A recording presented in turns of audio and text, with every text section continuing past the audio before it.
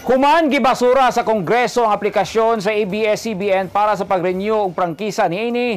Nagpadayag og suporta para sa istasyon ang pipila ka mga grupo sa media sa Mindanao.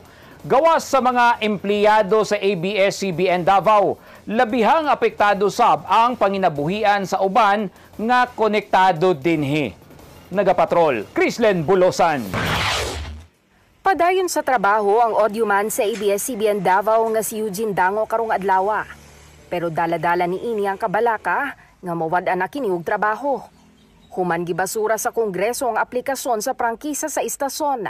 Para kang Eugene, lisod mangita og trabaho labi na karon nga naay krisis. Sakit po sa akong kagalingon, siyempre mawad akong trabaho. Nangita akong trabaho, lisod na kangita trabaho ron. Sekarang nga pandemic nga case kan nga panahon. Pagka nagsira nga kumpanya, niya mangita pa trabaho. Wala, lisod na kayo pagkita trabaho karon. Pero dili lamang ang mga empleyado sa ABS-CBN ang labihang apektado.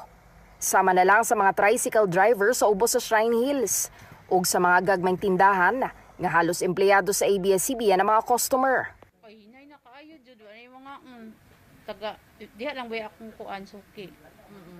Dako kayong nakuha kay sa amo aron nga sitwasyon diri. Gamay na lang jud kayong pasahero. Isi pagpadayag og suporta para sa istasyon.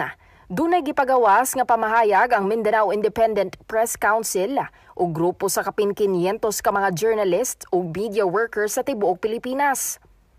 Para sa MIPC, gitapos lamang sa desisyon sa House of Representatives ang misyon sa usa ka kumpanya nga nagtumo nga manerbisyo sa mga Pilipino. Usa sa ilang gikabalak-an nga magsilbi sab kining warning para sa mga nagsulti og kamatuoran. Gipasabot sa grupo nga ang usa ka media network angay dunay press freedom. Sa laing statement sa grupo sa mga media practitioners sa tibuok Pilipinas, nagpadayag kini og panaghiusa para sa libuan ka mga empleyado sa ABS-CBN nga walay kasiguraduhang makapadayon pa sa trabaho karong dunay pandemya kung kanus-a kinahanglan sa publiko ang impormasyon. Gihatagan nila og bili ang papel sa mga mamahayag sa usa ka demokratikong komunidad nga dunay responsibilidad sa mga tao sa pagpahibalo sa kamatuoran.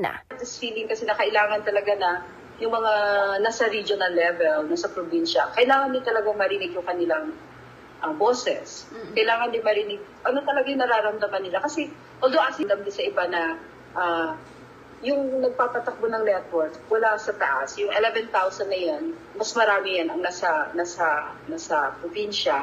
At ang iba dyan, nahihirapan din talagang mabuhay. Nahihirapan din talaga sa sitwasyon. Pero padayong mibarog ang mga empleyado, luyo sa ginatubang nga krisis sa pandemya.